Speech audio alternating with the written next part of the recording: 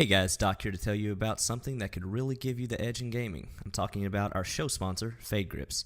Thumbstick grips as well as controller grips that give comfort, precision, and control so you can take your gaming to the next level. Just go to fadegrips.store and check out all they have to offer. And with our promo code CAG20 at checkout, you can get 20% off your entire order. That's fadegrips.store with offer code CAG20.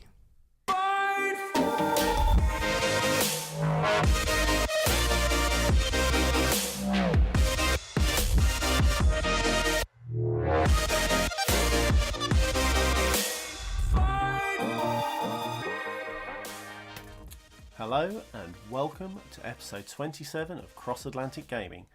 I'm your host, Chocolate Bear, and this week my co-hosts are Doc H1X1. Hey, what's up? And joining us on our rotating community fourth chair is 10,000 Fists. Hello. Hello. As you can tell, I am not Risky the Kid. We had some issues recording last night and basically the recording was rubbish. We had some major audio issues, so we are recording again and we're not tired at all. No. This is not early at all for me, so everything's fine. I told you, Doc, payback is a... It is. I get to experience a little bit what you got to deal with, so I feel for you. It is rough. So, we're going to go straight into it. It's another week of gaming, and as this is our Thanksgiving episode, guys, what are you thankful for? Gaming related. We'll head to our guest, and we're going to go with the shortened Fist name because I'm not saying 10,000 Fists throughout this podcast. So, Fist, Cool. what are you thankful for? Oh man, there's so much to be thankful for when it comes to gaming. I think, but I'd say overall, it's kind of it's online gaming that I would say I'm thankful for overall. It's because now I think that's before the internet and before online gaming, you would just be the only time you could ever play games with people is if you had people around at your house, if you had enough controllers.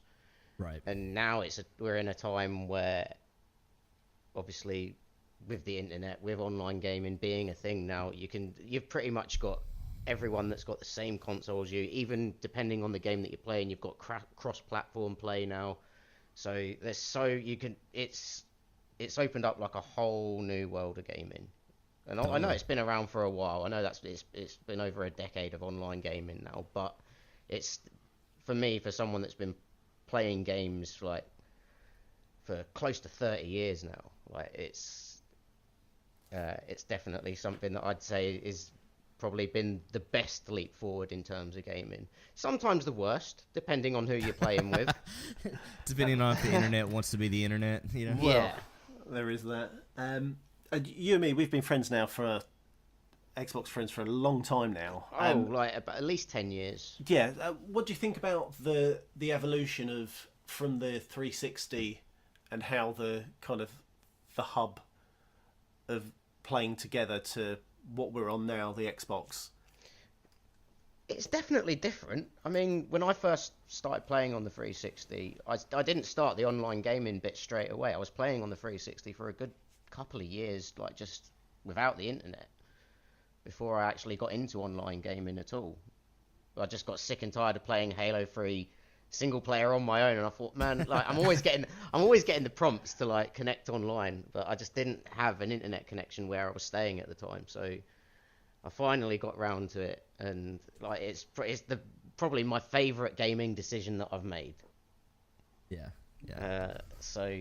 But in terms of like what it was like back then to how it is now, there's only so much they can really do. Like all they can really do is like sort of change the interfaces and the number of different accessories they can sort of add on to it. In terms of actually online gaming itself, there's not that much more that they can really do as far as I'm concerned. Good. But Yeah, no, I agree. It's one of those cool things to where you guys were talking about how long you've known each other through Xbox Live, but just being able to stay in touch with friends through this alone is pretty cool because, you know, even friends in real life, like I think we're all guilty of this. You probably, especially if they don't live near you, you probably don't stay in touch that much with like phone calls or whatever. But you know, video games are an easy way to stay in touch. Sometimes, you know, daily, you know, with friends that you don't have the same kind of interaction with on a daily basis anymore. Oh yeah, definitely. So without a doubt, and I think also it opens up a whole new friendship circle as well, doesn't it? I mean, you've got your you've got your close friends, your real life friends, you've got your online friends, and to be honest, well, me 100%, I talk to my online friends a hell of a lot more than I talk to my real life friends. Nowadays, 100% for me too. Yeah, absolutely. Yeah. It's amazing. Right, so moving on, Doc. Yourself, what are you thankful for? Two things. One, that we beat the dirty British scum in the War of 1770 or Revolutionary War. You know, that was a big moment. You know, and I think world history for that matter. You know, I think we can all rejoice in that. You know, there's two of us on this podcast, right? We're I do. There was tactically. You know, last night I saved it for the bloopers, but now I'm just like, you know, I'm outnumbered. We just got to go for it. So, no, I mean, I would kind of also say just you guys were speaking about how, you know, online has changed from, you know, even 10 years ago or however long you want to go back. I would also say the bar, or I guess the entry point as far as cost and how much, I would argue how much cheaper it is than ever to play video games and get into video games. You know, back when I was a kid, I started with the NES, SNES, 64, and you know, 64, for example, you were paying $60 for a cartridge, a new game.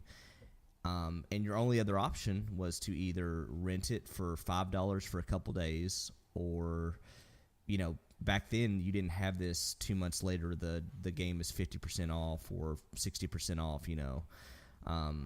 So you didn't, unless you just borrowed it from a friend or just got it at some random, you know, bargain bin shop a year or so later, you didn't have the deals back then that you do today. Oh, I mean, the deals now, it's amazing how developers, Xbox, everybody, PlayStation, Switch, well, not necessarily the Switch, but how they're still trying to get that customer retention, getting new customers in. Totally. It's fantastic that we can now, well, gaming is affordable. I mean, obviously salaries have helped as well because they have not stayed stagnant, but game prices have, and discounts are coming quicker. Totally. And you think about things like Game Pass and other, you know, EA Access, things like that. As much as people early on wanted to hate on the idea of stuff like that, that stuff has, you know, what can you say? $10 a month. I think Game Pass has 203 games in it right now. You know, that's insane. You know, like I said, I mean, only 15 years ago I was renting a game for, you know, $5-10 for a couple days. A game, you know. And you know, now I've just got 200 at my fingertips for $10 a month. So it's pretty cool, and it also gives us the problem nowadays of having a backlog that we'll never be able to complete. You know, used to you bought a game, you beat the game, and that was that. Now it's, well, I've started about 50 of these games. I haven't beat any of them. Yeah. So yes. First world problems, I guess. I don't know. Without a doubt. Yeah. But it's also no longer a pile of shame, is it? It's a hard drive of shame. Yeah. Well, and everybody's in the same boat. So, you know, unless you're just unless you're over at Real Gamer Score and you're actually completing games for the achievement points and stuff, and you're probably not completing a lot of them nowadays for really anybody, you know, for the most part. So that's true. Yeah. But it's a good problem to have. Yeah. Oh, definitely, without a doubt. Fantastic for us, the consumer. We're going to head over to Risky, who's going to I was just about to say insert his comments, which just does not sound right at all. But take it away, Risky. Let us know what you think, or what you're thankful for. Thanks for that, Chocolate.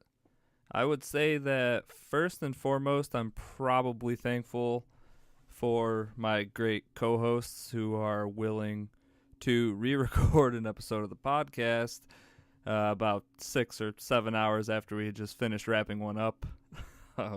So shout out to you guys for taking care of that. What am I thankful for, though? What I said in our first recording was that I'm thankful for fast travel in games. Maybe I took the topic a little too lightly, but seriously, sit back and think a minute. How many of your games would be ruined if you didn't have fast travel? Yep, you thought about it? Some of that would be pretty rough.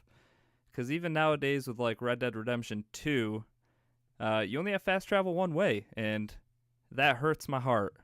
So shout out to every game out there that lets me fast travel from point A to point B and saves me all that time.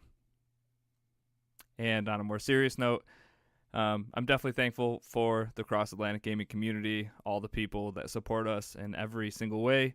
You're all amazing. And, yeah, I'll throw it back over to Chocolate and the guys. Take care. And we're back. Thank you, Risky, for that. Thank you, Risky. And, right, for me, I am thankful, and this is super cheesy, and it's a little bit shameful, but Fists kind of touched on it. It's the internet, but how now we've kind of developed the whole social side of it more, having Discord, us here at Cross Atlantic Gaming having our community. For me, I'm thankful for that. It's opened up avenues of new games, new ways to be creative as well, with our few ridiculous YouTube videos we throw up, and my alter ego of he's loving it. It's that's the same. Wait, that's the same person? What? Hey, have I just broken the fourth wall? I've seen those YouTube thumb clips, and that guy is jacked. Is all I'm saying. He is hench. I mean, yeah. I'd hate to think how long he spends in the gym and playing the games to get good. I mean, that guy. You know. And he's got some moves, I'll tell you. Yeah. He has got some moves. I've seen the gameplay. Yeah, but I've seen Chocolate Bear in real life, and you ain't fooling me. You're saying that might not be the most accurate representation of the man, the myth, the legend. Well, let's put it this way. Last week, I actually only just listened to last week's podcast last night. Yeah. And Chocolate Bear sort of made the whole comment about basically how I'm a man trapped in a child's body type comment. I forgot about that. Yeah. So true. Let's just say if Chocolate Bear is as jacked up in those pictures as he says he is, then I must be at least 6 foot tall. That's how it translates. Yeah, pretty much. Yeah. You standing on top of yourself. Anyway, right, moving on. Doc, we're in the festive mood. We're in the holiday spirit. Yeah. You've got an announcement to make. I do. Take it away. So we are going to... we talked about it, and we really want to go ahead and do a Secret Santa this year. So basically, the way that is going to work is... we're going to handle everything as far as behind the scenes, but you will get paired up with another person. They won't, Secret Santa, so they won't know that you are paired up with them. And I think we decided to cap it at $15. Is that right, Chocolate? Yeah, I think we're going for a $15 plateau. For the English guys, we'll try and keep it at, we'll keep the number at 15. Obviously, that's your max spend, 15. Yeah. We're going to try as best we can to get a lot of it sorted as quickly as possible, because we know, there's a lot of good deals going on this coming week, and that would be a good time to, try to maybe lock down some of those. But, worst case scenario, the way I look at it is, even regardless of what gets straightened out or not, the physical copies are probably going to be the cheapest way to go anyways, and we are going to take care of the problem of you will get paired up with somebody in your region. So even if you have to say, let's say you didn't go digital and you got a real cheap physical copy, you're going to mail it to somebody within your region. It's not going to be, you're not going to be mailing overseas or anything like that. Yeah, no one's So, to Australia or exactly, the UK, yeah, and same vice with- versa in the Yeah. US. So if you want to gift digital or send it via mail, a physical copy, whichever you get, happen to get a good deal on, that's going to be doable. So we're gonna kind of get all that straightened out in the coming week or weeks. We'll let everybody know in Discord and kind of do some direct messages, kind of get all that set up. But it's going to be a cool way just to get everybody in the community involved, and it's a fun thing to do, to hey, you get a free game from somebody, and and you can also kind of have some fun with it too. So that's all I'll say about that. With that, I'll add that I did see Paw Patrol was recently on sale, so throwing it out there. We'll throw a channel up on Discord shortly, and we've already got a handful of people that want to join in. So if you are a listener on YouTube or you've downloaded the podcast, there is no better time than to join Discord and jump in our Secret Santa. For real, guys. Yeah, we are. What better? We talk about earlier. We're thankful for community and gaming online and stuff like that. Discord is the epitome of that. Just to where, whether I'm on lunch break at work, I'm at home, or wherever, I can pull up my phone, pull up a computer, and just chat with my buddies that I play video games with. It's pretty great, and we're there all the time. Come join it. Definitely. Links will be in the show notes. Moving on. Who wants a game giveaway? I think everybody does. Let's talk about our snapshot contest. So, this is easy. Simple. You need to join Cross Atlantic Gaming on the Xbox clubs. You need to throw up a clip. It can be your worst, funniest. It can be hundreds of Titanfall clips, as someone else has uploaded. Hint, hint. And what we need your clips in by the 1st of December, and then we will announce the winner around the 8th of December, around our recording. It's like the second week of December. We are starting to do now, only one clip will be entered as your air quotes best clip that you want in. So Risky's going to handle that. He's going to DM people who send in multiple clips. We're not saying you can't send in multiple clips. Please do. It keeps that club active. Yeah, just want to reiterate, quality over quantity, though, is always a good way to look at it. And then I'll compile a YouTube video of some of our favourites, and the grand finale will be the winning clip. And you get to win either $10, £10, or a month of Game Pass. It's your choice. Not bad. 'Cause Pretty. that's It's super easy way to win. That's and what with we're about. Black Friday and everything coming up, $10 goes a long ways. Right, let's hit what we've been playing. Let's go to our guest. Hold up there, Chocolate. See, what Chocolate doesn't understand is that I'm the one that edits the podcast. So if I want to go first and talk about what I've been playing, I'm going to go ahead and do that. So bear with me, folks, while I tell you a little bit about what I got to play this week. So the big thing for me, the new thing for me, the thing that isn't Blackout, you should all be happy that I'm not playing so much Blackout, is Pokemon Let's Go Pikachu.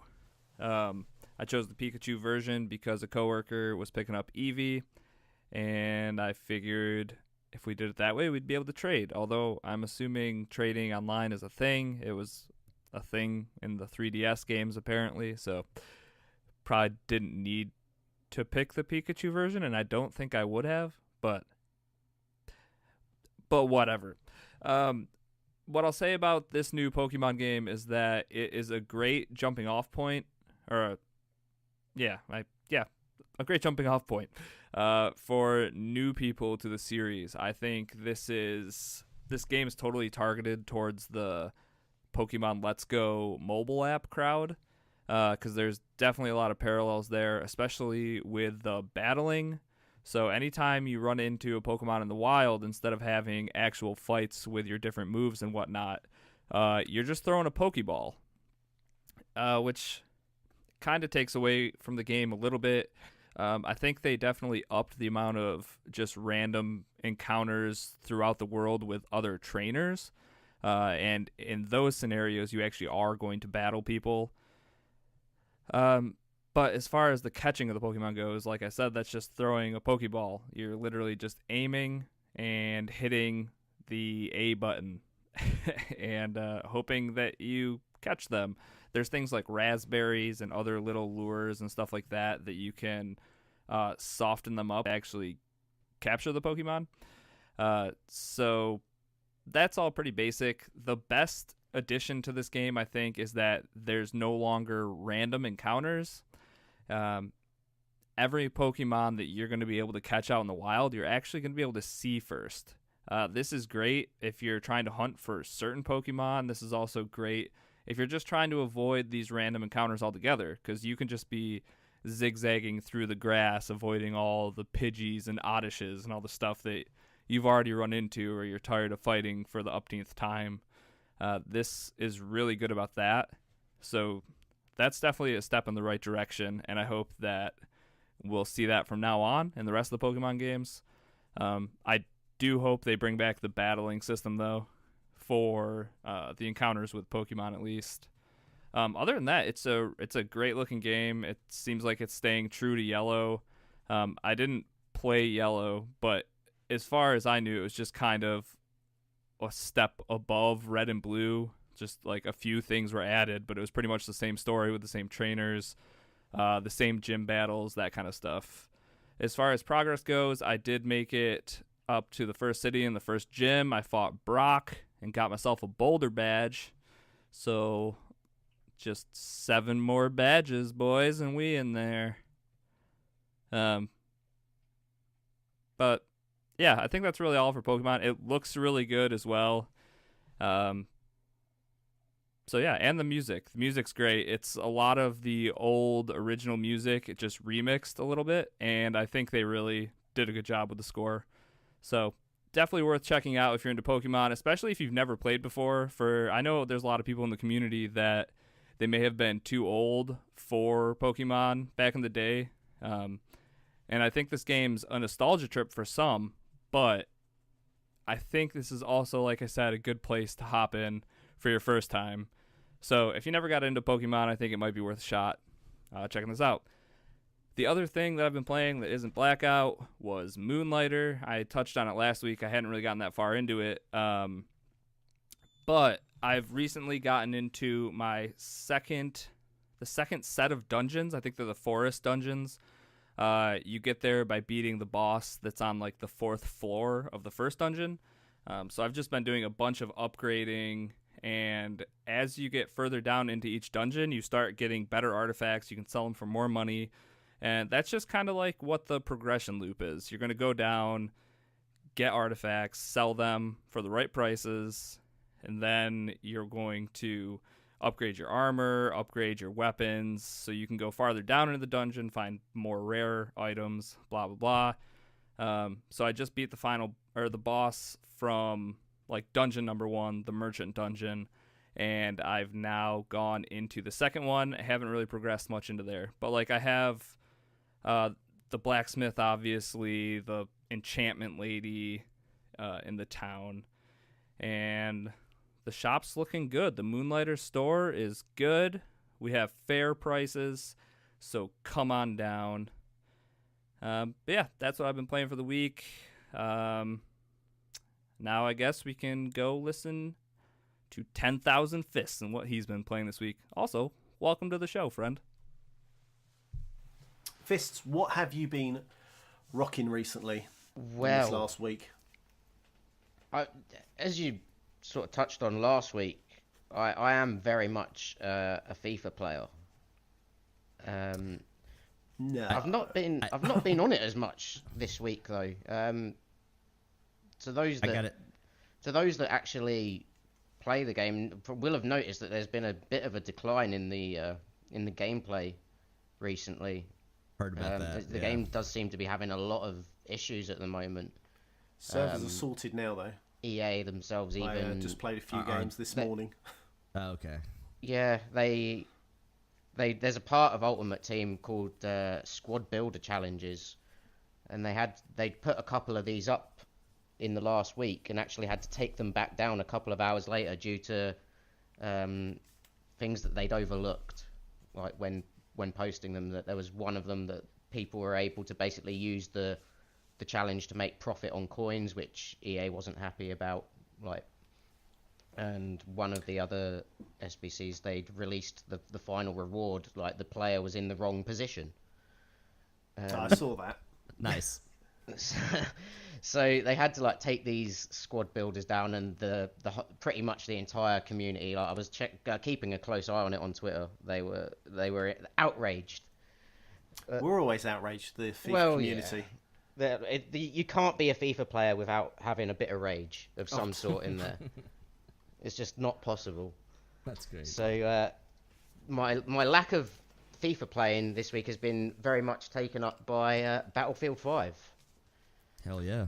I have been on that pretty much all the time. You've been squadding up with Doc as well, haven't you? Quite a lot, yeah. Yeah, me and Thousand's been having some pretty good gaming sessions on Battlefield, but some pretty intense, fun sessions. As long as we're not attacking at the last stage on Rotterdam, we're pretty much happy. Yeah, that map, like attacking on that map is an absolute nightmare. If you're not defending, then you're just always position-wise you're at a disadvantage. They've always got like the high ground over you no matter what. Yeah, I joined you for that for one of those games, and I can. Yeah, it is dreadful. We had no angle on the objective, did we? And we were getting mowed down. If you are facing a team that is even halfway competent, that the last 2 objective waves that you have to go through on specifically on Grand Operations Airborne is brutally hard. And if you don't control the upper causeway bridge, there's no chance. I mean, it's one of those things where when you get into a game of 64 players, your squad can really be, as we like to say, playing the objective, and your teammates can, if they're not, if at least half of them aren't pulling their weight, it's near impossible to come out victorious on those. So yeah, so it's aside from that one map, otherwise it is all the other maps and whether you're attacking or defending, it is a really really good game. I am really really enjoying it. It does have its issues. Yeah. Fair share. To be fair, there is quite a few right now that we're hoping over time gets fixed. But yeah, I think one of my favorites that I ended up finding up my own personal fix for was that when you're playing on a map where you can use aircraft, for some reason the German bombers, you can get like all 3 seats filled up. Like if you're flying a German bomber, your squad mates can join you in the bomber and take up the other gunner seats. But if you're on the British side and you're piloting a bomber, the British bombers only have 2 seats in them, but nobody can spawn on you to take up the gunner seat. Yeah. So your backside's left open. Yeah. Well, you would think. you would think that, but obviously when you're no matter what vehicle you're in, you can press the A button to switch seats. So if you're fast enough, I discovered this myself. I did upload a clip of it, which almost worked, where I switched from the pilot's seat to the rear gunner seat, shot at the person that was behind me, and then quickly tried to switch back to the pilot's seat to carry on flying. The guy that was behind me, and I did end up getting the kill on him, but he crashed into the back of the plane, so I ended up dying by accident, it said in the clip. I saw that clip, actually. Yeah, he took out your left wing, it looked like. Yeah, he pretty much just... if I'd have gotten back to my pilot seat maybe a couple of seconds quicker, I could have maybe avoided him, but... that's the only way around that problem in the game at the moment that I've been able to work out. So I'm hoping that the update definitely sort of fixes that, so you can have a squad mate cover your rear. As a strategy, though, that legit does work, though. It does. Like, you can switch back and forth pretty quick, and typically the fighter pilot on your tail does not expect it, does not see it coming, because anybody that's played the game long enough now knows that the British bomber, theoretically, you shouldn't have anybody shooting back at you. But so you definitely get some people that are like, "Oh, what the hell?" Like, I want to say that I've seen clips in Battlefield 4 where people have flown jets and have spawned out the jet, managed to get a shot off with a sniper rifle, and then landed back in their jet and flown off. Totally. It's ridiculous. Yeah. Some of the Battlefield 4 stuff back in the day, like they had the Only in Battlefield moment trailers they would put out. And some of that stuff was just wild. Like you said, you'd be flying a jet, hop out, RPG another jet, kill it, fall back down, and your jet was at an angle to where it was just kind of slowly gliding down, and you hop back in the cockpit and then take off and then bomb somebody else. It's ridiculous. Like, people were just insane at that game. Some of the things, fantastic. Yeah. I would love to know, though, with the whole one-upsmanship thing when it comes to gaming, is where's the next person going to go from that? Like, once, it's always somewhere. Well, yeah, I'm just trying to think, where can you go? That's to me, that's the epitome of try and one-up that, and I don't think you can unless you're going out of a plane into a boat, jumping out of your boat and taking out everybody. That would be... Yeah. It's like driving a tank off a cliff, like firing the main gun behind you to get more speed, and then like rotating the turret round as you're going off the cliff to like shoot at somebody way off in the distance. I'm trying to think. Or like you fly off the cliff and you land on a plane and kill the plane that way. Like... Have you two watched The Expendables ever so recently? Yes. Because that sounds exactly like the the scene from it. I know what you're talking about. Yeah. God. I did have a funny moment where I was playing the bomber on, I can't remember what map it was. I think Jack Frags even had something similar on a different map. But I was in the bomber and I was flying kind of beside a cliff, and somebody had jumped off the cliff, and literally I got the kill because they clipped my wing. Like, I guess I cut them in half or something. I don't know if they were falling down, but like I got the kill and I'm like, what the hell just happened? And I recorded it and I went back and watched, and the guy had fell off the cliff and I just clipped him with my wing as I flew by. So like, yeah, random stuff, I guess, but I'll take the kill on that. Yeah, I'll take it. Yeah, thanks for that. Yeah. Anything else, Fists, you've been playing, or has it just been Battlefield? In terms of console gaming, yeah, it's pretty much just been Battlefield. I do a little bit of mobile gaming every now and then as well. Yeah, you play. Is it Conquest? Marvel Contest of Champions. Ah, that's the one. And how have you been getting on that? I've been crushing it. Very much. That's really the only way to describe it. Just be modest, why don't you? Just been killing it up and down. Just I've been doing like my usual stuff with that, just like the usual kind of grinding that a game like that requires. It's a good way to think of it is like it's like people that play Ultimate Team on FIFA know it's all about collecting the best players that you want to like get your combination of players for your team or whatever. It's kind of like Ultimate Team, but instead of like playing football, you're using Marvel characters in a sort of beat 'em up game, and it's actually a sort of more skill based game than you'd actually think. So I do quite like it. Oh, sorry, I was going to say I play something similar. It's Marvel Strike Force, but the last couple of weeks I've just fallen off the cliff. I've plateaued on that, so I'm a bit like, I'll leave it on my phone. If I pick it up again, I'll pick it up. If I don't, I don't. So yeah, other than I was gonna ask you 1,000 because I got to hear the go between you and Sweeney in the party chat the other day, but I finally got to hear about how you beat Sweeney in FIFA. And oh god, I'll be honest, moment. I really thought Sweeney was the champion. So when I heard that, then I heard you guys kind of have your back and forth. I was like, oh, okay, this is getting heated up. all I'll say in regards to that is like me and Sweeney, we've played quite a few games against each other, both like in Ultimate Team and in just sort of general friendlies matches. I'm not gonna lie, he has beaten me in the majority of games. Okay. That we've played. So, all right. But I won the one game that really did matter to me, like, in the league. I could see the lead up to that happening. I was like, Doc has set this up for you to do it.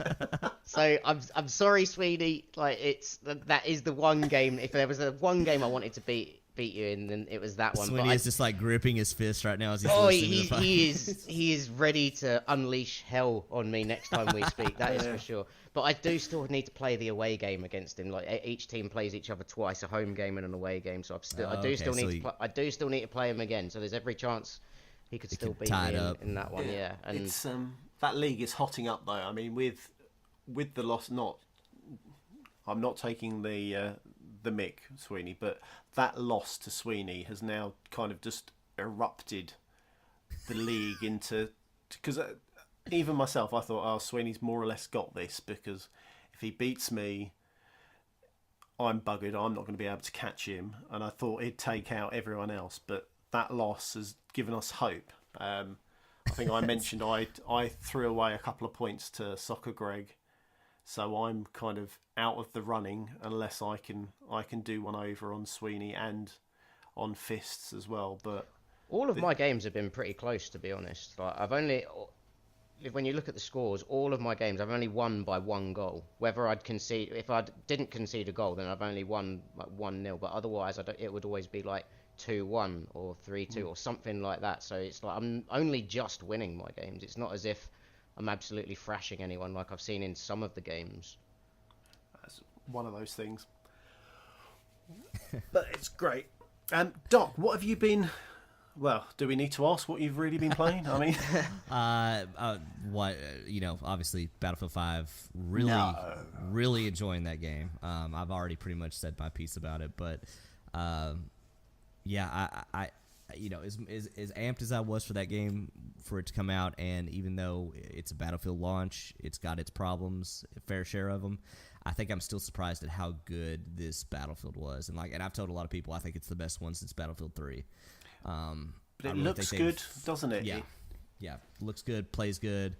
It's got issues they need to work out. I'm confident they'll do it, but looks good, plays good. All the DLC's free. I can't complain about much else really at that point. So, do you think it's far enough or a good enough step away from the likes of Call of Duty's Blackout?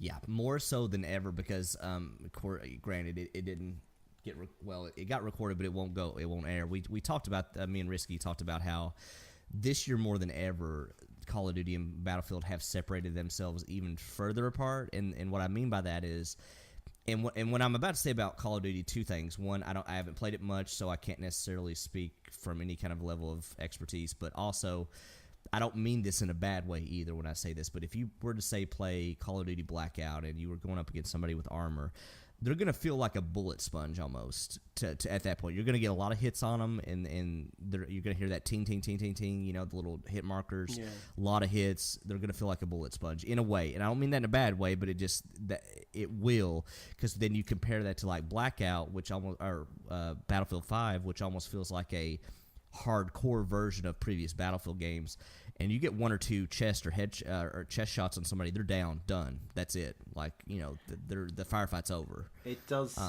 It does seem it's a lot harder to take someone down in Blackout, and especially if they've got that level 3 armor.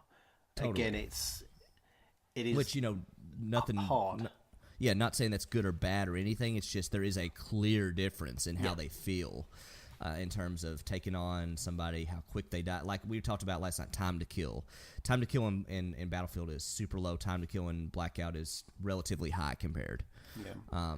Not saying that you can't get a sniper headshot on somebody and down them in one go and stuff like that in Blackout, but for the most part, the average firefights are much longer in Blackout. Yeah. And I know Risky was saying that he found it slightly difficult jumping between the two games because they were so... because of all these things you've mentioned, and they are so different. Used to it might have been somewhat easier, but now it's harder than ever. I would argue it's almost impossible to jump back between both and be competent at both, really. Yeah, I'd be interested to see about Team Deathmatch though, because obviously Risky's. How many hours has he mentioned that he's been playing Blackout? That Moose posted that picture. I think it was I don't want to get it wrong, but I think Yeah. it was like 160 or 170 something else. Yeah, and he's tier 80, isn't he, at the moment? So Yeah, I mean, that's the mode he's been playing. So I'd be interested to know whether playing kind of team deathmatch, whether there's a similar feel, or if there is that clear definition of that's the Call of Duty gameplay, this is the Battlefield gameplay. Yeah, I think it's only getting more that way. I think they're only delineating themselves more. And I mean, yeah, Battlefield 5's got their own version of Battle Royale coming out, but even then, I think it's only going to hedge more towards the side of like, if you've got a Car 98 and Battlefield 5 is a Battle Royale mode, I'm sure that's still going to be a 1-2 shot kill, you know? Yeah. So I still think they're going to feel different enough even in that mode. I think it's going to be But, more tactical. I think it's going to, Yeah. once that drops, I think it's going to be more of a PUBG. It will definitely feel. feel more like that, yeah. Yeah. Not so much in the jank, hopefully more in just Well, the touch time. wood. Yeah. Yeah. But yeah, so I've been playing a lot of that. Can't speak highly enough of that. If I've said it before, if you've got EA access, just try it out. It's really good. There's plenty of us on there playing now too. That and Fallout 76, I'm actually really this is a surprise for me. I'm really getting into that game. So last night we had Chaotic on. Yeah, in which he's put quite a bit more time in it. Yeah, and he was saying how, well, from what we could gather every time he cut out, but Which was tough. yeah, for the grasps we got from it was how he was pleasantly surprised. Well, not pleasantly surprised, really happy the fact that the multiplayer is good in the game. Yeah, it's and this is not a I wouldn't say this is necessarily a positive or a negative, but this game is Fallout 4 if it was online, and that is purely that. Like literally, this game is if you were to boot up Fallout 4 and you happen to see your buddy walk up to you in game. That is what this is, and I say that is what this is. Not completely, like they've changed some stuff, perk system, things like that. There is differences. But I guess what is strange to me is because I liked Fallout 4, but not enough to play it to its entirety and beat it. I think I got, somewhat far in it. I got through up to the Brotherhood of Steel questline and pretty far into that, but I never beat the game, and I never felt compelled to. This, however, like I am all in as far as playing frequently and progressing the different side quests and stuff in the game. It's, I don't know, something about the whole base building, scavenging with friends, building a base with friends, like dailies, weeklies. I said it last night, but as stupid as it is to say like MMOs, the whole weekly, daily thing, it does keep me coming back to a game that I enjoy to play. So that's in a way really a good thing. But yeah, I've really enjoyed it. It surprised me. I didn't think I would like it this much, and I'm enjoying playing it for sure. Fist, have you? I know you haven't got it, but have you been keeping an eye on streams and reading up on Fallout 76? Not a great deal. Like I've got a couple of friends on my Xbox friends list who said that they'd sort of let me know how it is, because I think my one big concern was obviously Bethesda did do the whole Elder Scrolls Online thing first. And when that first came out, obviously a lot of people were disappointed with like really a few different things, but I think there was like the lack of real stuff to do initially, and how much of a grind fest that game really was when it first came out. And I think when it comes to buying games, like I'm cautious usually. If it's something like FIFA that I play every year, I know I'm getting that. I know I'm going to play that every year, no matter what. But when it's something like this, that's a company that sort of it's known to make great games, but does it occasionally Drop do a hot, hot steamy one. That's it. I just kind of think, right, well, I'm going to let other people test it out first and get their response to it. But from what I'm hearing, it does seem like it's one of those ones where as long as you've got friends to play it with, then it's something that everyone's going to really enjoy. Like it's one of those games you don't want to be playing it by yourself or with. I guess you could play it with randoms as well, and Yeah, you could, but it does encourage it for sure. Yeah. Yeah. It's funny we were talking about Battlefield having its issues. This game definitely has its issues right now as far as bugs. I mean, hey, it's a Fallout game. We all knew what to expect, but I would say this one in particular has a lot of bugs. And I'm not defending that in any way, and maybe I'm just a glutton for punishment with this in Battlefield, but this has got some real issues that they're going to have to pan out in terms of just bugs that you will see around every corner. Just stuff not UI not working. Like you'll go into a station, the menu not coming up. You can't get out of the station. An enemy is invisible. They're there, and you have to just swing at the air to kill them and end the mission. Like this game has its fair share of bugs, which I'm confident that they will work out over time, and not excusing that. But I guess it says something to the fact that I've still had a lot of fun despite all that.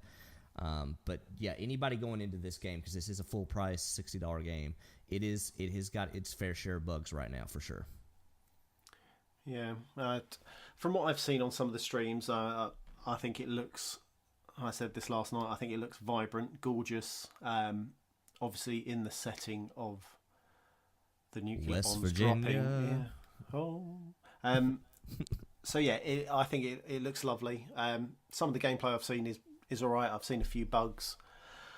I'm unsure whether I'd jump on it and get it. I might look at a sale, but we'll see. Will come to me finally from what I've been playing, and just to bore you all as usual, it's been FIFA and Battlefield. I won't dive. Yeah. Yes, I won't dive too much into it. Apart from, I need to brush up and get good at Battlefield because that's a being in a squad curve. definitely helps though. Yeah. I mean, you could see you two because you've played longer than I have and played together longer. There was the cohesion. There was the squad play elements where I think I was a bit of a,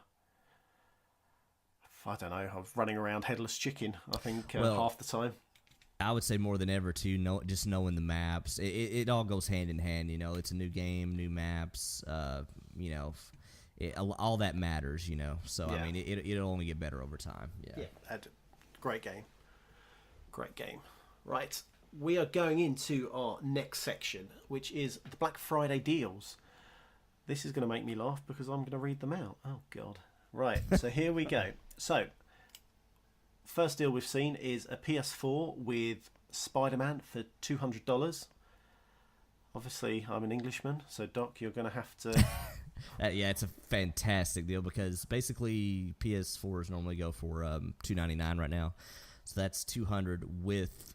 I've not played it yet. I've actually got it in my PS4 to start up for our Game of the Year discussion, but it is easily, I would say, just by its Metacritic reviews and stuff, one of the best PS4 exclusives you can get. So that is a great deal. So this is the time to, if you haven't got the PS4, jump on, get Spider-Man for free. Well, absolutely, essentially free. That's like the one game that I would want to get a PS4 for is Spider-Man.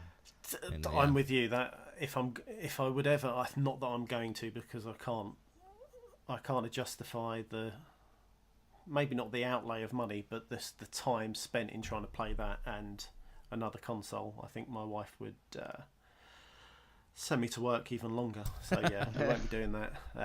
But that would be the game I'd want to jump in. So I'm a bit gutted that PlayStation got the exclusive, but good on them. Yeah, and it's been doing well. Yeah, absolutely.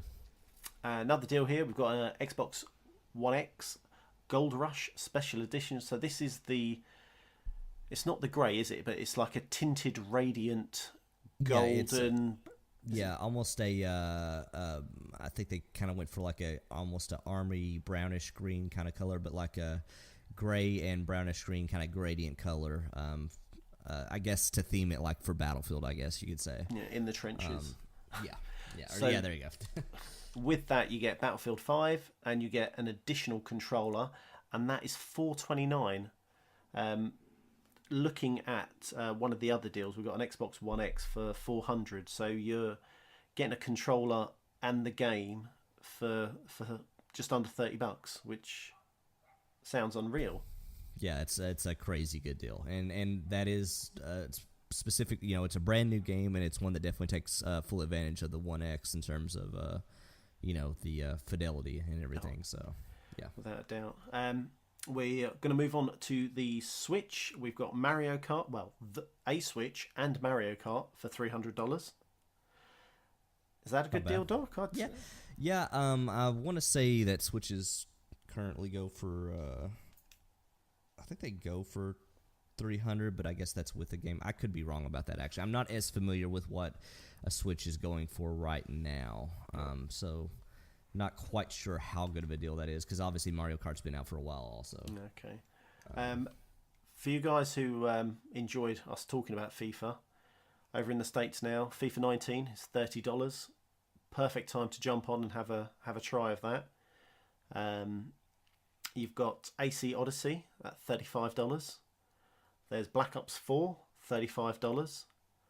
There is Starlink Starter Pack, which is the Star Fox mini figurine toy. I don't say crossplay, but that crossover kind of. Right. Yeah. With it's a couple of the Nintendo ships characters. and Toys to Life, all that. Yeah. Which sounded really, really good. Doc, I know you last night were excited about this one, so I'll let you talk about it. Oh, yeah. So Horizon Zero Dawn Complete Edition. Another fantastic exclusive from PlayStation. Actually, probably one of maybe my favorite exclusive this or Bloodborne this gen for PlayStation, to where, robotic dinosaurs in a, well, you don't know if it's Earth or not, but, what looks like Earth, and you don't know if it's post-apocalyptic or what exactly is going on, but you basically have these robotic dinosaurs roaming the Earth and what looks like primitive tribes of human beings. Really cool sci-fi game, excellent game on the PS4, looks amazing, plays really good, open world style game. This complete edition, which has the DLC Frozen Wilds, $10, and that is a crazy good deal for a excellent game. Me personally, if you were to have like exclusives for the PlayStation, I would say Bloodborne, Horizon Zero Dawn, and probably The Last of Us Remastered, and then maybe Spider-Man. So this is one of the four I would say you would have to have, and for $10, that's a no-brainer. Maybe I would argue the best deal on this list. So. No. That's some strong words, Doc. Strong words. Yeah, it's a good game. Good game. Right, we're jumping over to the UK because we're not going to forget you guys. So you have a PlayStation 4 1TB black slim console with God of War. Was $399, is now $299. That is unbelievable. There is another one which I would argue is probably the better PlayStation deal. So another 1TB PlayStation 4 Pro with Spider-Man. You also get Doom. You also get Fallout 76, and then you also get Now TV. Now that one was $476, is now we'll call it $390. It's a penny off. $390. Not bad. Not bad. You get a latest release game with Fallout 76, Spider-Man, which is shoo-in contender for Game of the Year, and then you get Doom as well. I loved Doom. I'm right there with you, that Thousand. game when that came out. I would argue that is top 3 first-person shooter this gen, honestly. Oh yeah. That's on my pile of shame. Anyway, moving on. This is so good. You just have heavy metal rock blasting as you cock a shotgun and you're shooting demons back to hell. It's just fantastic. Oh yeah, love it. It's fast paced. You're not focused on this. There is a story there, but you're not focusing on that. You're too busy like finding a way through all the blood and gore that you're creating around you by killing all these demons. Yeah, not to get too much on a rant about it, but like you walk into a room and it's like unacceptable levels of demonic presence, insinuating that there are acceptable levels of demonic presence in the room, that you have to, get to that level. Or you'll come up to a panel that says like demonic invasion in progress 75%, as if they can quantify what the invasion from hell is, the percentage it's complete. So fantastic. It's just it doesn't take itself seriously, and it's fantastic, and I love it. I can't wait for the sequel to that game too. Oh yeah, definitely. Yeah. Right, our next deal is a Nintendo Switch Super Smash Unlimited Edition. This one is again, it's a penny off, guys, so it's $3.40. Okay, so this includes a special Nintendo Switch bundle, so the dock featuring fighters from the original game, a Joy-Con controllers with Super Smash Brothers. What else do you get? And a design and digital copy of Super Smash Bros. Ultimate. Yeah, and I think you even get a official steelbook. Yeah, and then your Nintendo pouch, Yep. or your hard pouch, like we said, so Doc could put in his fanny pack. Hell yeah. And also the Nintendo Switch Mario Battle Pad. That is a shed load of stuff. I want to say that the Nintendo Switch over here, I think, is $299. I could be wrong, but this is for the amount of stuff you get. This is a very, very good deal. Yeah, so maybe it is $399 over here. I'm not sure actually. You know what? I'm gonna look that up real quick because I should know that. We're doing it live. We always do it live. Fist, have you ever been, I don't know, turned on by the Nintendo Switch and thought about getting it, or is that a no-go for you? I would say no console has ever turned me on at all. You've turned them on. It's yeah. Touché. No, like this, the Switch is definitely not a console that interests me. Not that I'm against Nintendo or the concept of actually having to sort of move yourself around to control stuff that's happening in the game. But I'm old school when it comes to gaming. I like to be sort of just sat there with my just sort of regular controller in my hands. It's all about developing that Nintenditis, as they say, in your Yes. in your fingers and stuff. But it's it's just not for me. Like the last Nintendo I owned was the 64. Wow. Like that's how long it's been. Like just since then, I've just purely been either PlayStation or Xbox. Just ever since then. So last night we were talking about it and the deal, and I've always wanted to get one. Kind of on the fence. It's a big chunk of money to drop to get it, but the only thing that would make me do it, or the only reason I've thought about it, is the portability factor.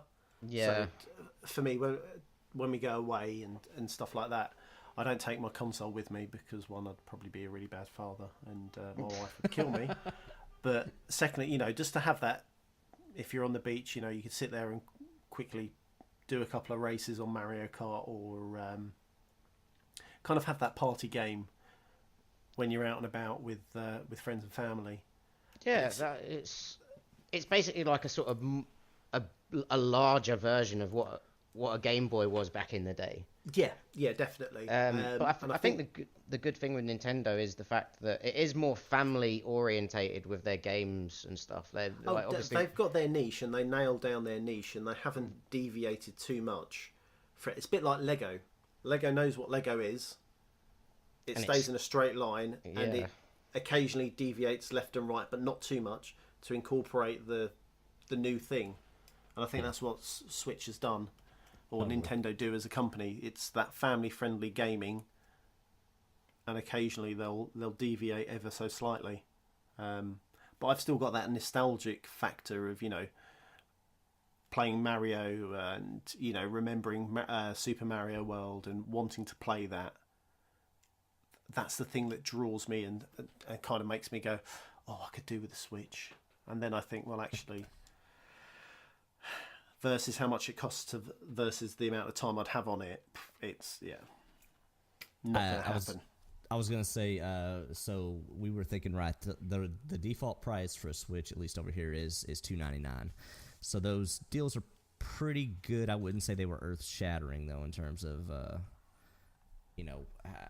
what the default price is, at least for the American version. Okay. We've got one more British one here, and it's The Witcher 3 Game of the Year edition, £14, and I think that one was on Xbox Live. But if you, the listener, have picked up something fantastic over the Black Friday or Cyber Monday, send us a tweet at CAG podcast and let us know what you picked up, and show us your wares. I think that The Witcher, if you like RPGs at all, that is a no-brainer on that one. At that price, it's a steal. And Doc, you love your value. I love the best value, actually. Yeah. So the best value of the values I love. Are you guys picking up anything over those 3 days? I've already picked up a few because I'm I like to think of myself as the Indiana Jones of the backwards compatibility 360 department, where I feel everything belongs in a museum and I must collect them all. Preserve them. Bit like Pokemon. I picked up several 360 games that back in Path that were already on the Black Friday sale they've got up. I think they were like $5 a piece. Like I don't even like Final Fantasy, but that Final Fantasy 13 and 13-2 was on that sale, and I picked them up. I think $7 a piece. So I was like, why not? So, wow. Yeah. I personally won't be getting anything. I've got way too big a back catalogue of games that I could be playing. 100%. Like it's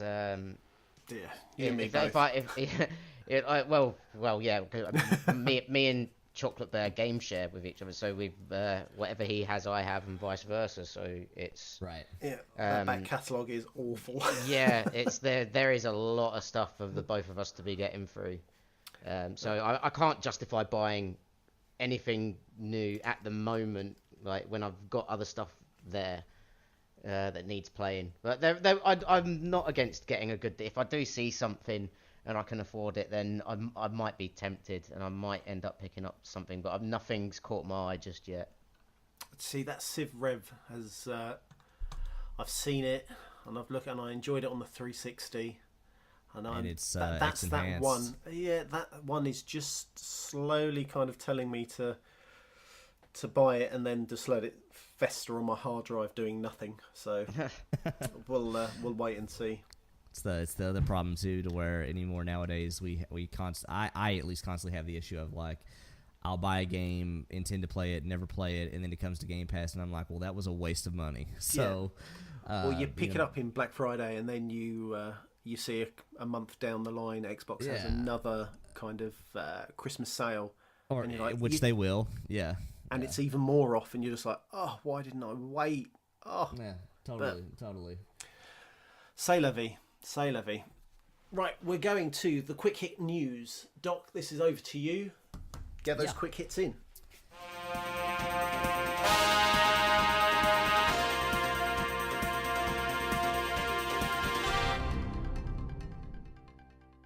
All right.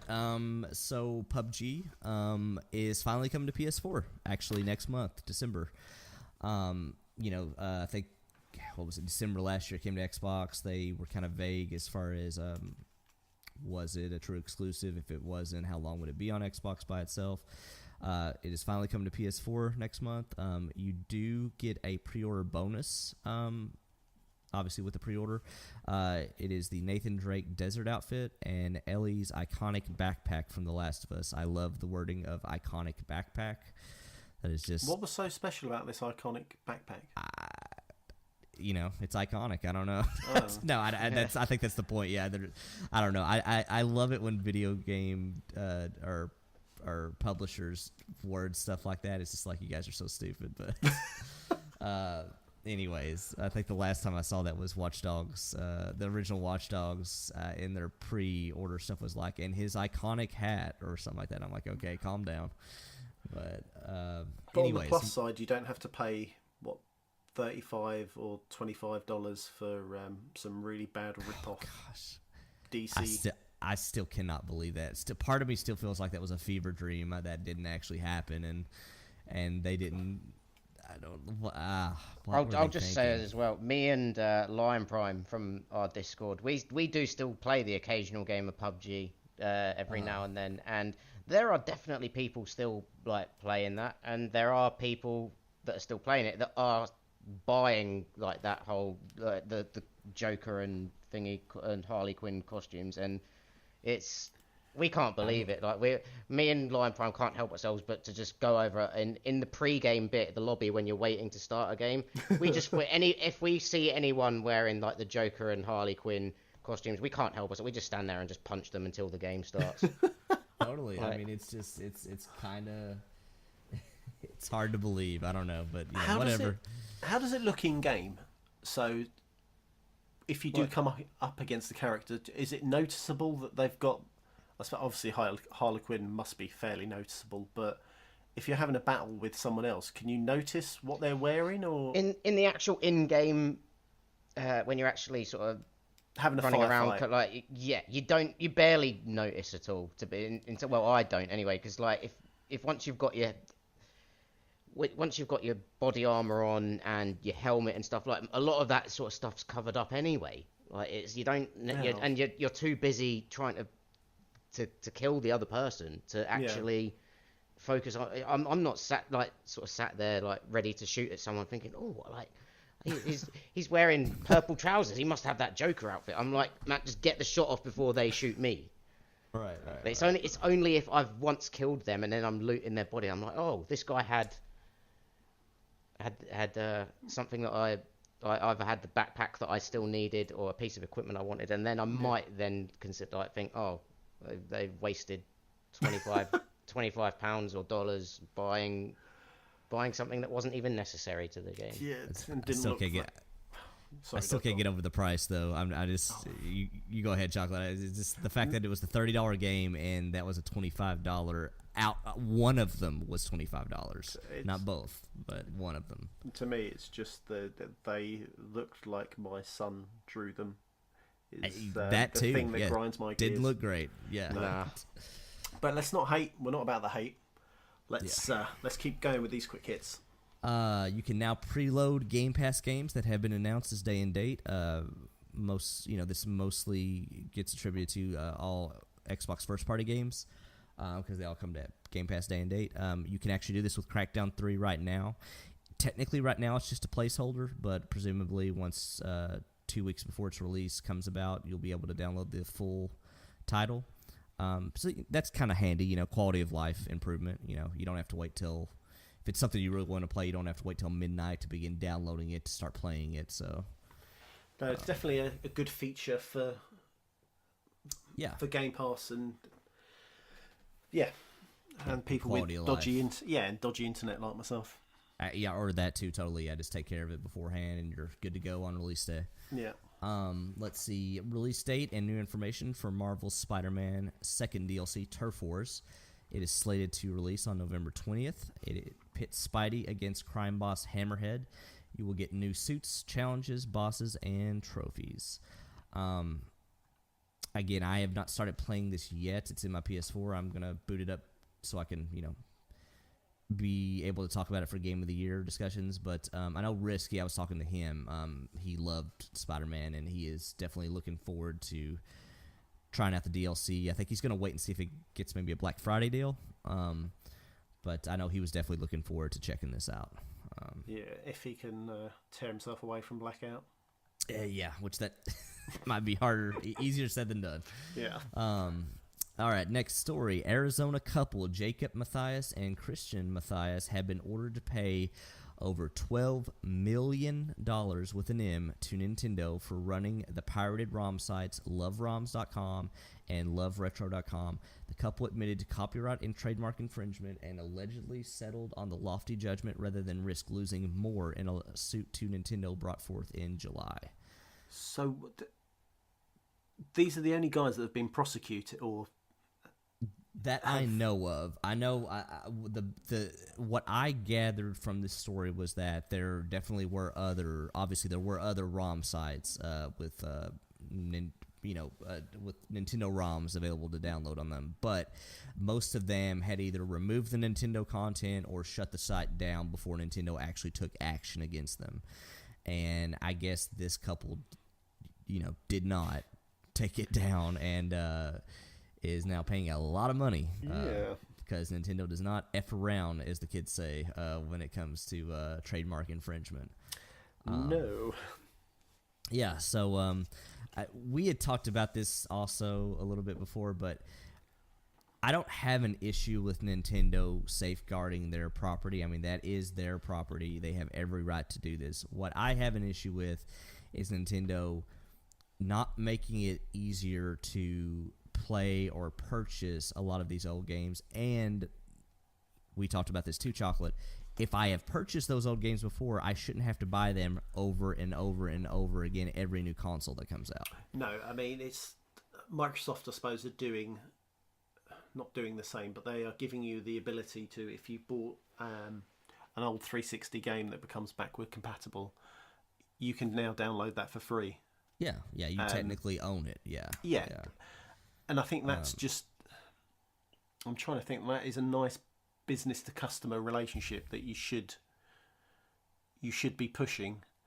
However, if you buy it, why would they stop? Is the business sense-minded thing. Yeah, that's the other thing, is if people are clearly, whether they say they're okay with it or not, they are clearly speaking with their dollars, and they are purchasing these games over and over again. Yeah. So from a business standpoint, Nintendo's like, well, why would we stop, selling them over and over again? Yeah, why would we stop making money? Because that's just stupid. I guess I wish they would go hard one way or the other. And what I don't like is how they will be like, oh, well, you bought this game on the Wii, this old retro game. We'll let you buy it again on the Wii U, but at a discounted price. It's like, no, I'd rather you charge me the full price at that point, other than acting like you're cutting me a deal by selling it to me again at a discount. Like, who are you fooling here? Like, it's not an actual deal. You're just screwing me over. This is just weird all around. Yeah. Anyways, Nintendo will be Nintendo, but I didn't put this story in, but another story came out about Ubisoft CEO basically saying that they're not going to stop doing microtransactions in games because people will not stop buying them. To that point, I can't disagree with anything you said. So, No, I mean, you said it a few sentences ago. If people are voting with their dollars and buying these things, that's businesses that won't turn. it. Yeah, exactly. Businesses don't turn around and go, no, you're okay. I don't want your money. Me and Chin Doctor brought up in our Discord the other day, and I totally agree with him. How they've. God, who's someone trying to get in someone's house? Beep, beep, beep, Oh, beep. sorry, that's. Is that your delivery? That's something going on outside. I've no idea what. You're good. But Chin Doctor in Discord was talking about how the whole this coming about of games deluxe editions allowing you to play them days early or whatever, and the whole idea that the publisher is like is throwing us a bone by letting us pay more to play the game early like that. It's like, no, it's like, this game is done, you're allowing me to play it early and masking it behind a digital copy or digital deluxe version or something. I feel that what was it when it came out in Xbox, the insider programs type of games where they would, I think Ark was one of them. Pay $20 to play Ark, but it's in beta, so it would keep on. It may not have been Ark, so please don't quote me on that. But it was like there's been several though. We're taking your money to keep on rolling this the production of our game, and we'll make it better. I suppose the only saving grace to that is when it was, air quotes, fully released, it was at a higher price. So I think The Happy Few would be the prime example. Jump on early for, what was it, $25? They usually do 20 or 30 for a preview program. And then it launched at 60. I think it was a full price game. I will say that I have a little bit less of an issue with that, because if they at least preface it as, this game is unfinished, you get 6 hours to test it out, you don't have to buy it until even after the 6 hours, like I feel like they do enough things to be like, going in what you're getting into in a way, versus, I don't know. I mean, I guess it all comes back to the same thing though, just basically like we're kind of getting done dirty on a couple of different things as far as what we're getting sold up on and how microtransactions and stuff are handled. But again, not enough people are voting with their dollar to not buy them, so they're not going to stop. So, yeah. Anyways, that was all back from Nintendo and ROM sides, but yeah, Nintendo. Moving on, this is a big shout out to Swinny and any other RTS fans in our community, but Command & Conquer Tiberium Wars and Red Alert are both getting PC remasters, along with their respective expansions included. It did sound like this is not a remake, this is just a purely a up-res remaster, which I'm still all for, though. I loved these games back in the day. I will absolutely buy this, cannot wait for this to come out. Either of you guys big old school RTS fans? Oh yeah, I was very much a Red Alert 2 player back in the day. I absolutely adored playing Command & Conquer Red Alert 2 and the expansions that came along with that. And even now, like, I'm still, although I haven't played either of them in a while, like Halo Wars and Halo Wars 2, like I do. Oh yeah, totally. Thoroughly enjoy both of those games. Yeah, I was a Red Alert. I played Red Alert for a bit. I loved mining those ores. We was talking about off air about how we're excited just to see the old FMVs come back, because we were talking about like Michael Ironside and a bunch of them were in those terrible FMVs. He was great though. He was. He is a consummate professional. He is good in whatever he does, but some of the acting in those FMVs are just priceless. 90s jazz. They were the epitome of, if you threw an Arnie film in, kind of like early Arnie, kind of Conan, Sylvester Stallone, the new, I'll say the very old first films they did, proper god awful acting is all like You had the Brotherhood of Nod. You'd have Kane come on, bald guy with a goatee with like red tinted background, come on and talking about like the Brotherhood and like decimating the GDI. It's just like, oh god, I miss those games. God. Can't wait. Hopefully we'll come to Xbox with the inclusion of mouse and keyboard.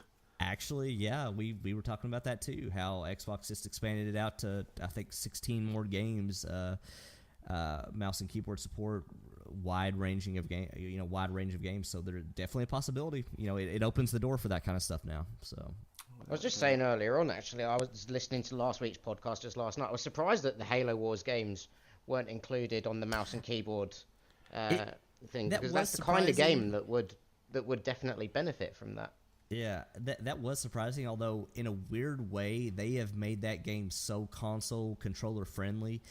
I've got it on PC because it's Play Anywhere, and I played it on keyboard and mouse and controller, and I actually think it plays better on controller, believe it or not.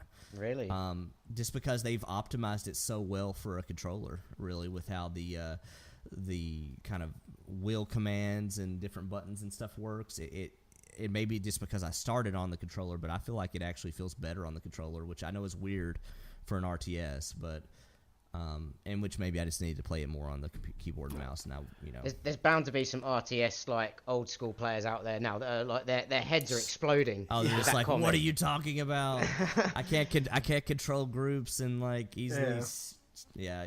I do miss the old kind of drag the mouse, click the button and make this massive square, and you could get all your infantry and tanks and everything all in one go and just swarm whatever you needed to swarm. Totally. I found a few bits fairly difficult on Halo Wars 2, which I never finished. Trying to control your groups, but yeah, it's one of those things to where RTSs have never been perfect on console, but. Like we were saying, it looks like they're just going to get around that and just be like, yeah, keyboard and mouse support. There you go. Yeah, well, that's the way to do it. Yeah. What's next? Let's see. Moving on. Hi-Rez has announced that cross-play, cross-progression is coming to Smite, Paladins, and Realm Royale. It stated this was PC, Xbox, and PC. PC twice? Well, yeah, PC, Xbox.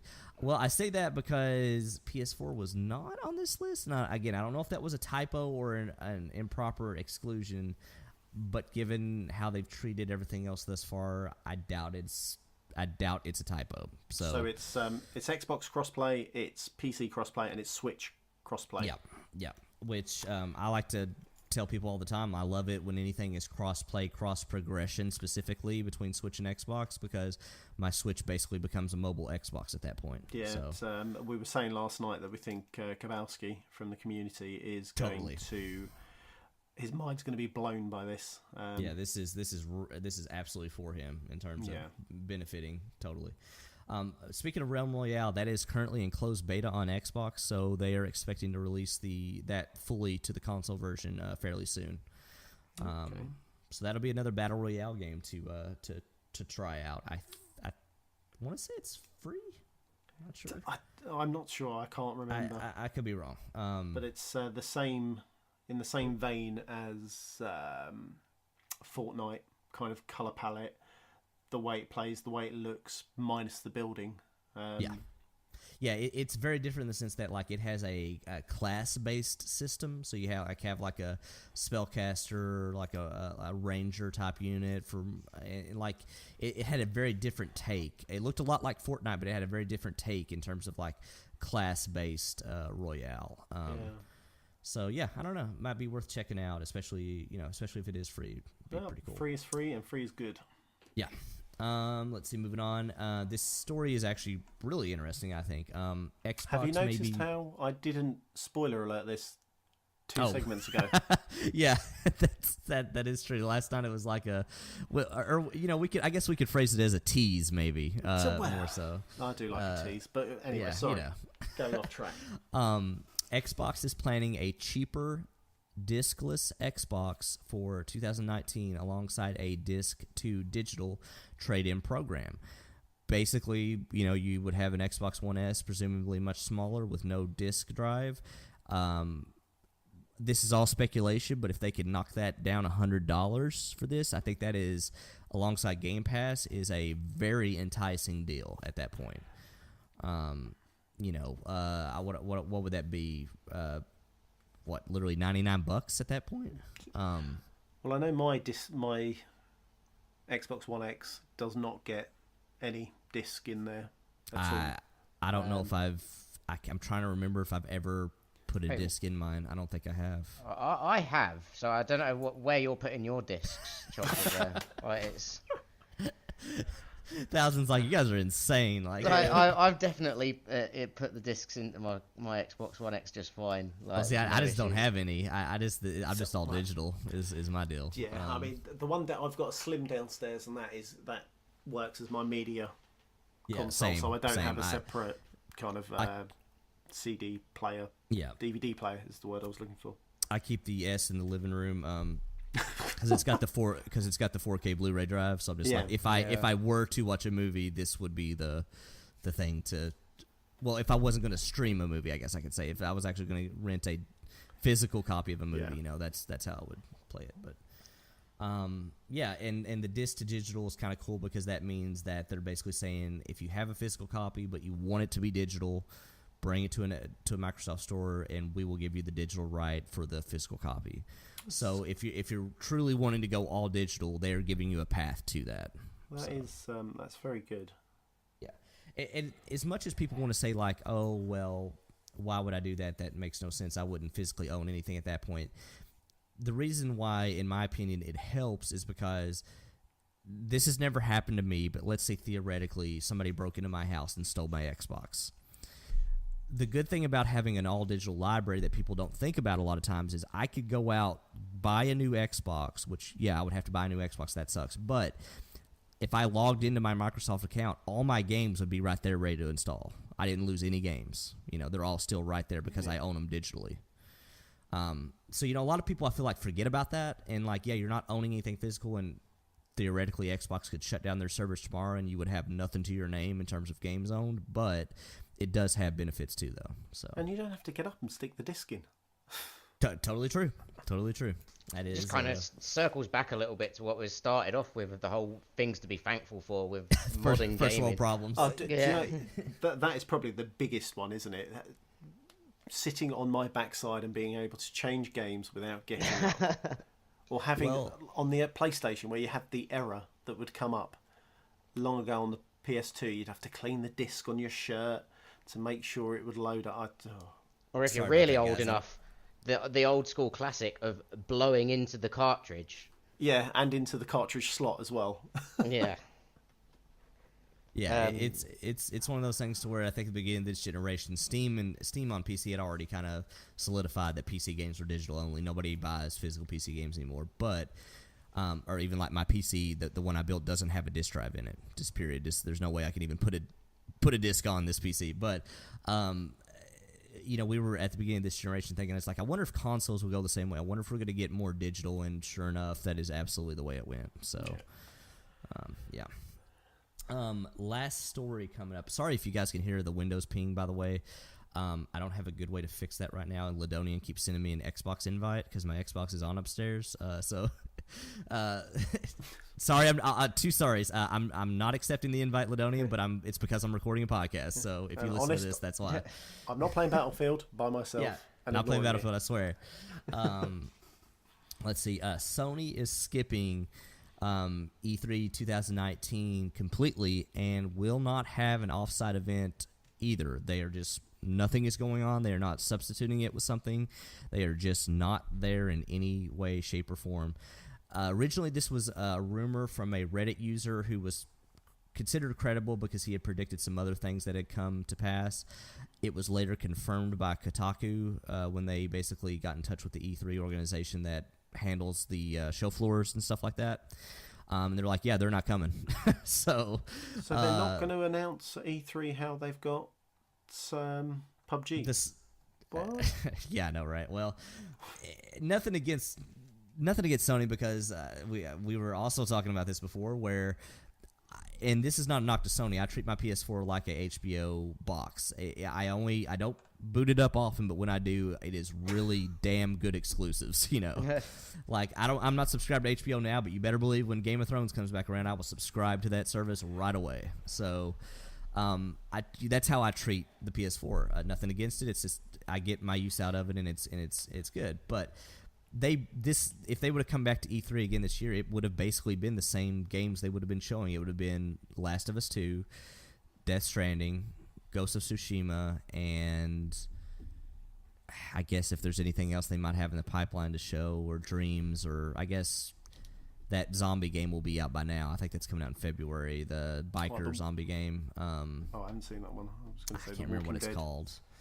But anyways, it would have been the same games, and I guess after the shit show that their last E3 was with the whole, you're in a church now to recreate the scene. Now everybody get up, and we're going to take 30 minutes to go to this other room and watch a guy play a flute.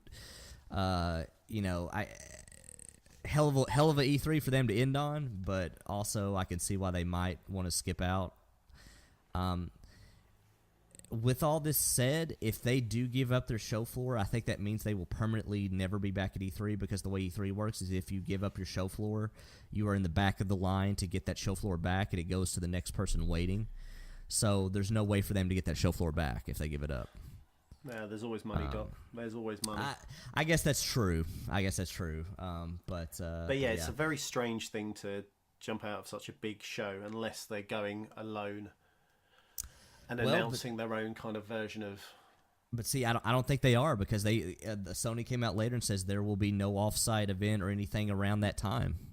Like there will be no, year live... in the making though. A year in the making. Next year, Well, true.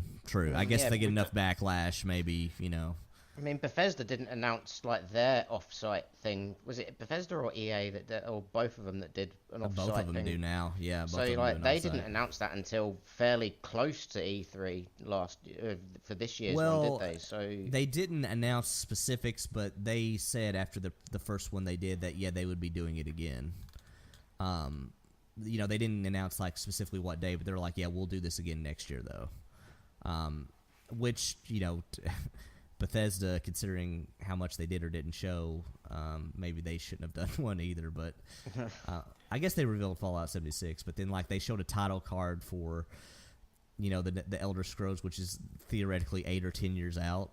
What are you guys doing? The most painful thing to hear, after showing that. Yeah. Anyways, to tie all this in, though, Kotaku did some more digging, and they are basically saying that they have rumors that are all but confirmed from multiple sources at Sony that there will be a PSX in 2019, and it will be to reveal the PS5 late 2019 and then launch 2020, which I feel like a lot of people had probably predicted that that's how it would probably go. Yeah, that's the rumors, isn't it? Yeah, and 2020, I think the console wars begin. Yeah, and I think that's literally when Phil Spencer said Scarlet would be coming down the pipe is 2020. So all over again. Hopefully this time the launch of the next Xbox will be a hell of a lot better than that Don Matrix shit show. So as long as they don't forward think, and then we kind of sit here and go, oh yeah, actually they were right in 3-4 years ago to say this is what will happen. How good of an April Fool's joke would it be, guys, if April of 2020, before like the E3, and I guess when Xbox would do the final push for the new console, what if for April's Fool's Day they released a memo that to all the press outlets saying that Don Matrick would be coming back to announce the console? It's like an April Fool's. Yeah, going back 10 years instead. This is your huge box. You need to plug it into everything. Yeah, we decided bygones be bygones. We're going to get Don back in here. We think that he just had a bad roll of the dice last time. We think he's going to really nail it this time. We believe in Don. God, that would be good. Right. Anyway, that's it for the news. Yep. Moving swiftly on to our PSA. There are some games leaving Game Pass, as always. So at the end of November, the titles that we'll be leaving is Brothers, A Tale of Two Sons, Casey Powell's Lacrosse 16, Resident Evil 0, Sherlock Holmes, The Devil's Daughter, The Technomancer, anyway, that one. I'll murder one name in this. The War of Mine, The Little Ones. And then for Xbox 360, it's Mega Man 10.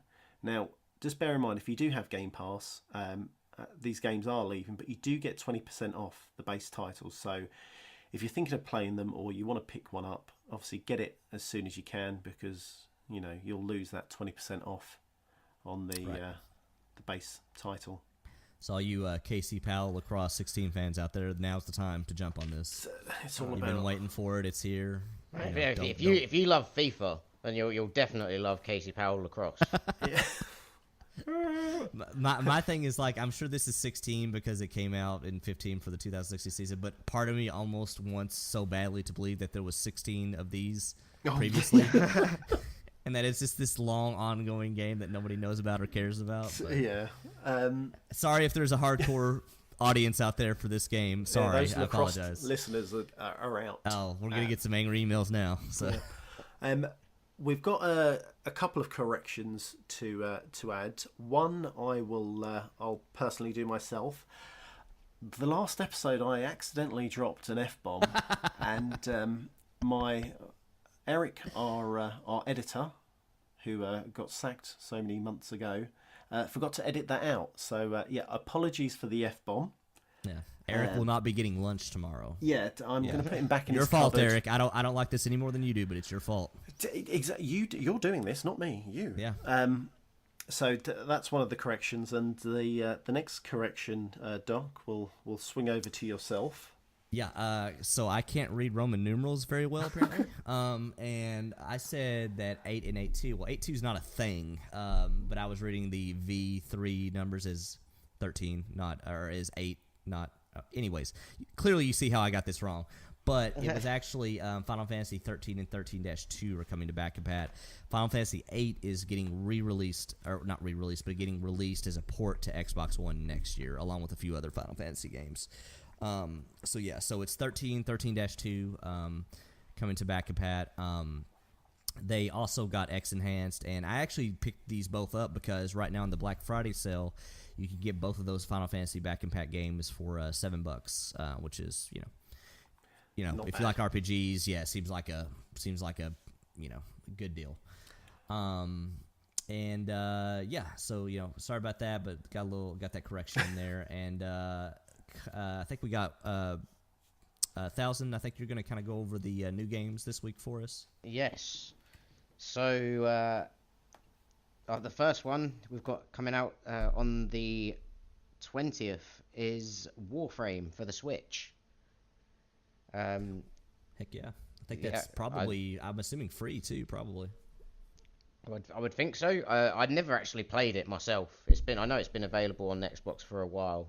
It was just something that just never really caught my interest personally. Yeah, yeah. Kind of the same for me too. Yeah, I never really got into it, but I've heard the people that like it really seem to like it. Yeah, and so we've also on the 20th we have Farming Simulator 2019. So for all of those of you who wanted to get into farming without having to do any of the manual labor, then this is your perfect way of getting that farming experience. Yeah, if Stardew Valley was too cartoony for you and you needed that real life experience, here you go. I actually saw a trailer for this game just a few days ago, and I couldn't help but laugh at it just because the music during the trailer was like really, really epic. But there's this epic music, but I'm seeing like a combine harvester on the TV, and it's like, okay.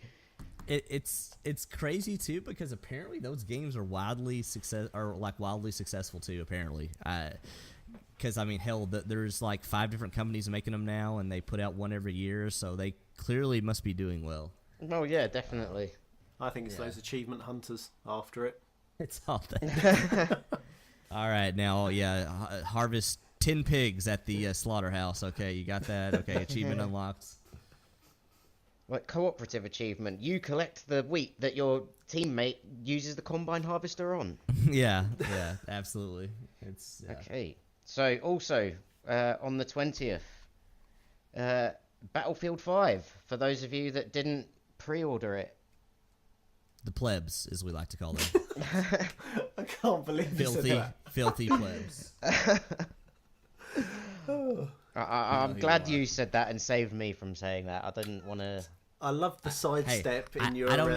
I don't enjoy saying it. It's just the truth hurts, you know. I mean, it's the masses. What am I gonna do, you know? And then also for the rest of the week, these games on the 22nd, both for the Switch, we have Party Hard and Nidhogg 2. Nidhogg 2 is a really, really good couch co-op game. I'm not sure if that has online, but if it does, I would say that's a no-brainer. But it is a super fun 1v1 type game. What exactly is Party Hard? Like, I could be wrong, but I think that's the one where you're the guy that has to murder people in like crazy, weird ways. There's the idea is that you're this guy that's living next door to a house party that's going on. And you can't sleep and you're going crazy, and so you basically go over there and work to murder tons of people in like random ways with stuff that's around the house and everything. Like it's kind of a funny, pixelated version of an overhead game. I think it was actually, I want to say maybe, I don't know if it was on Game Pass, but it might have been a heavily discounted Xbox Live game, and that's where I picked it up. But it's pretty fun though. So unleash your inner killer on the family-friendly Switch on the 22nd. Exactly, totally. Right, and that's it for the new games coming out this week. Thank you ever so much. That is it. This show is done. Let's plug this up. So, if you want to come find us, search crossatlanticgaming.com. You'll find all our great links to Discord. You'll find Chocolate's Call Out Challenge. You'll even see some of our Patreons in a nice little header. Doc's been working hard on the website. Some changes are coming fairly shortly. Yeah. So yeah, please keep an eye out. And again, if you want to come talk to us, please come join Discord. The community's growing. It's a good place to be. I mean, you might even come on the show. If you haven't noticed, we regularly have a community member on. So yeah, it's just the way we do it. Next, if you want to support the show with your hard-earned dollars or pounds, we don't discriminate on currency. I don't weigh my dollars, Chocolate. I don't know why you keep bringing up pounds, but anyways. head over to patreon.com/CAG podcast. We've got some new goals. There's going to be some new tiers going in fairly shortly as well. So Yeah. keep an eye out. Yeah. Doc has got some crazy things going on. It's one of those things to where we we'll be the first to admit we didn't probably do a great job of showing exactly what like how we were progressing, what our goals were, where we wanted to go, things like that. And we've definitely redid them in a way to show you basically like, at this amount we were able to be self-sufficient in terms of our publishing and recording software. At this amount we were able to do a website. This amount we were able to give away every month a $60 AAA game. This amount we were able to give away prizes for mailbag, snapshot contests, stuff like that.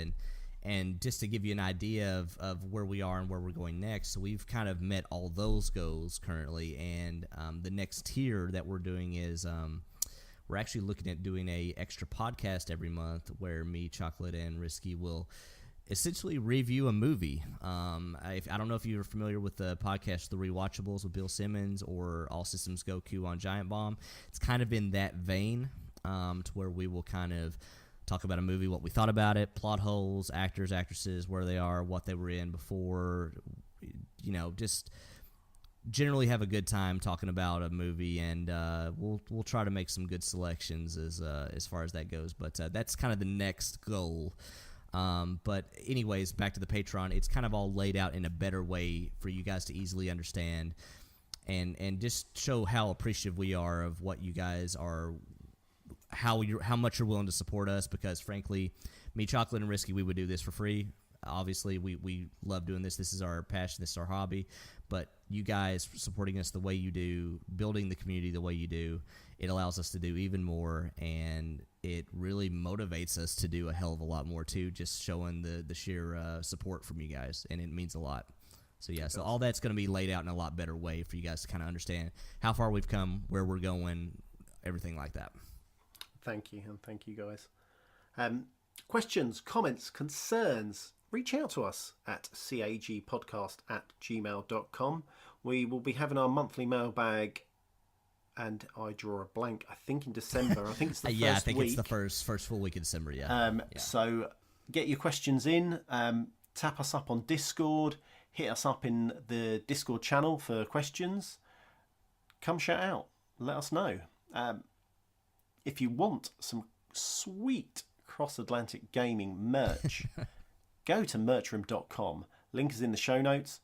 10% off if you type in CAG10. That's right, it's 10% off. That is something we're giving back to you. Do you like how I freestyled that? I did. That was good. That was good. So. That was great.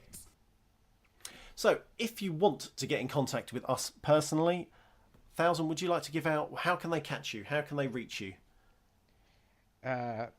On Discord. On Discord? Or through the website. Cool. Via our gamer tags on consoles, I guess. You nailed it. I was going to say you could give out your Twitter, but that's fine. Yeah, that's another option, I guess. Yep. CAG podcast. Doc, how can people get in contact with you? Doc H1X1, literally everywhere.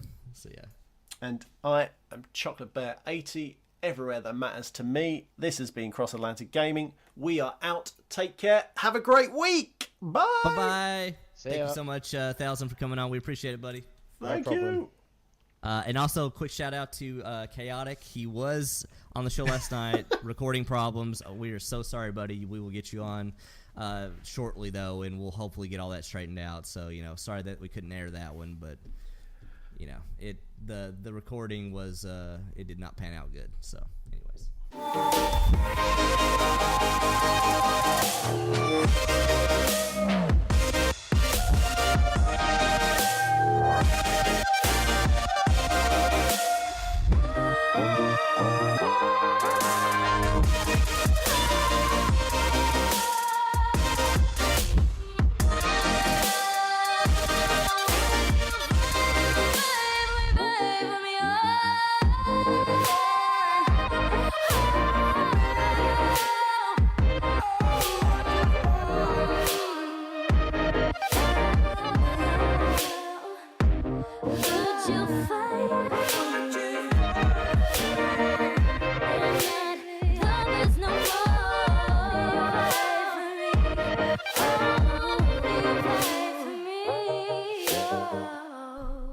hey, back to what I'm thankful for, real quick. Yeah, super glad we were able to get the dirty, filthy British out of our country because it just was not working out. It wasn't a you thing. It was a us thing. So in a minute, it's going to be about my foot in your backside thing. What do you mean you don't like drinking tea? Hey, I actually do like drinking tea. I actually do like tea. So yeah. But yeah. Anyways, I think it all worked out for the better, though. Yeah. Thoughts and prayers to all the tea that was lost. It just made the harbor taste really good after that, so, Tea. Win-win. I hate tea. chocolate, yeah, hates tea, though. Let's cut this out. I've got kids to pick